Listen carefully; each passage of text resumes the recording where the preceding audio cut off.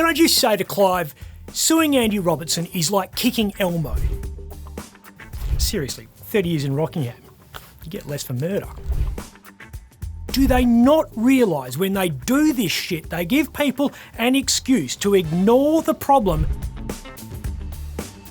So, Clive Palmer is suing us again. The only people richer than Clive Palmer, I reckon, Clive Palmer's lawyers. I don't know who they are, but I know they'll be charging him in 6-minute blocks and their timesheets would be on fire. He's had a bunch of lawsuits against WA and the guy's basically a legal pest. Now, he's threatening a class action against WA's Chief Health Officer, Andy Robertson. His lawyers sent Andy a letter saying COVID-19 vaccines are ineffective and not to be regarded as vaccines at all. He goes on to say that Dr. Robertson is providing the public with incomplete, incorrect and misleading information regarding the COVID-19 vaccines. Now, this is the business end of his threat.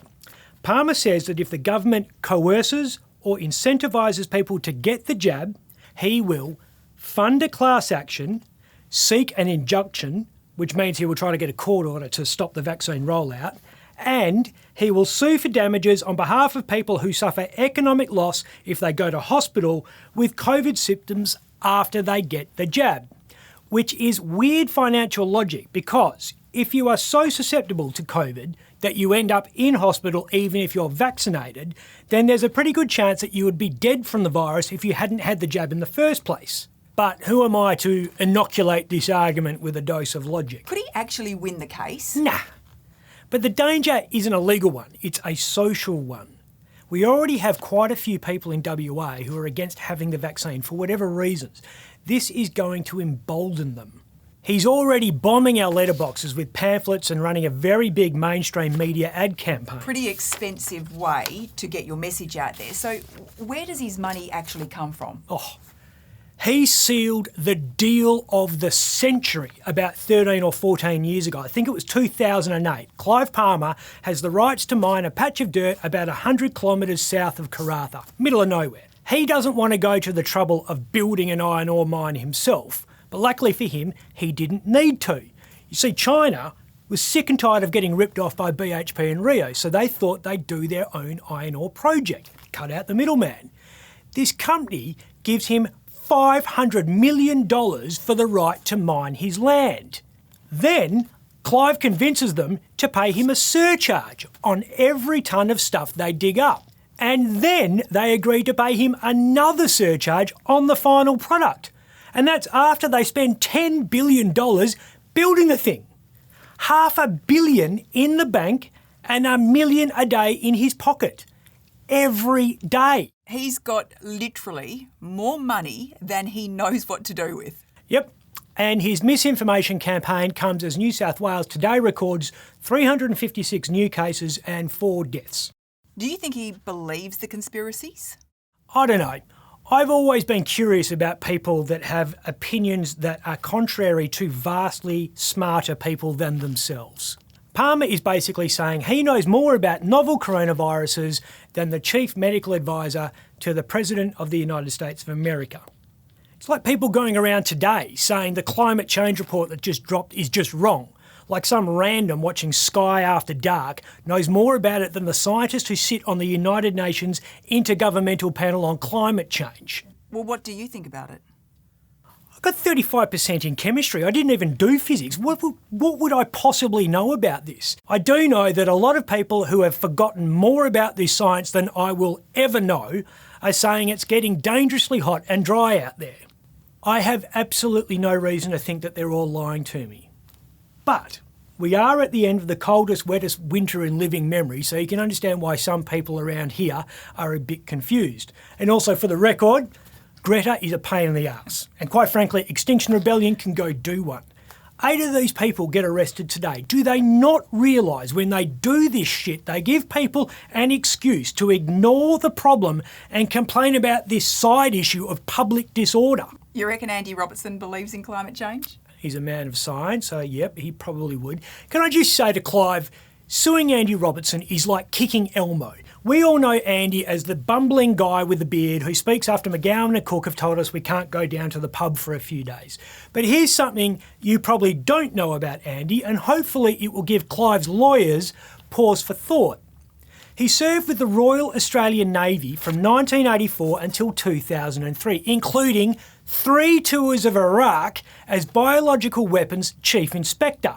He led health teams into the Maldives after that monster tsunami, Bali after the 2005 bombing, Indonesia after the Yogyakarta earthquakes, Japan after Fukushima. This guy knows how to handle himself. And this is the best bit of Andy's stories. In 2018, after surviving all of that, he takes a job as WA's Chief Health Officer because he wants a quieter life and to spend a bit of time at home. And then someone ate a bat. Mark McGowan might like a bit of more time at home. Yeah. Which one, though? Which home will it be? Is he really moving from Rockingham? Look, he's been spotted at least 3 home opens in the Mount Lawley Highgate area, very close to Hyde Park, walking distance to Beaufort Street and Northbridge. Very different to Rocco. Okay, but he loves Rockingham. He says he loves Rockingham, like I say I love Manage 'em Up. Look, he ended up at Rockingham less by choice and more from convenience. He moved there in 1991 after coming across from New South Wales. He wanted to be close to Garden Island because he was a Navy lawyer.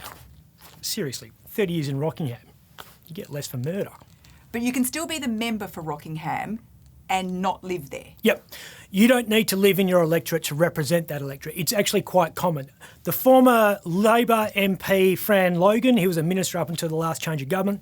He represented Coburn, but he lived in Claremont, which is about as far demographically apart as Highgate and Rockingham. Honestly, does the most recognisable guy in WA think he can keep this a secret? Nah. He's testing the waters. He's sounding out reaction.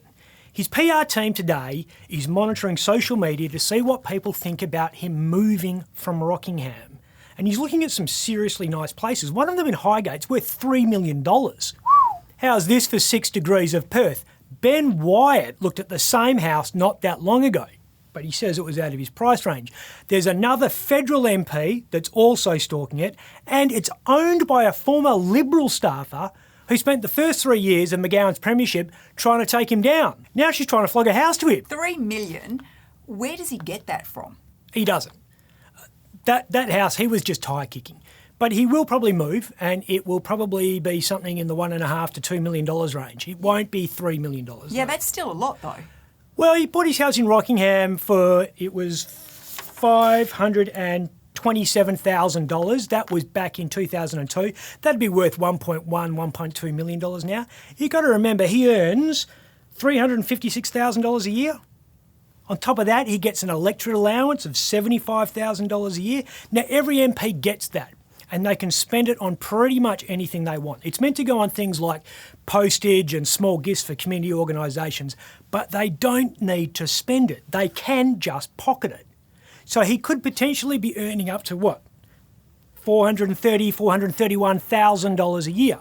And you can get a pretty big home loan on that. Let's face it, it's going to be a while before someone has the guts to try and take the job from him. I'm Ben Harvey. Let's get back to that census.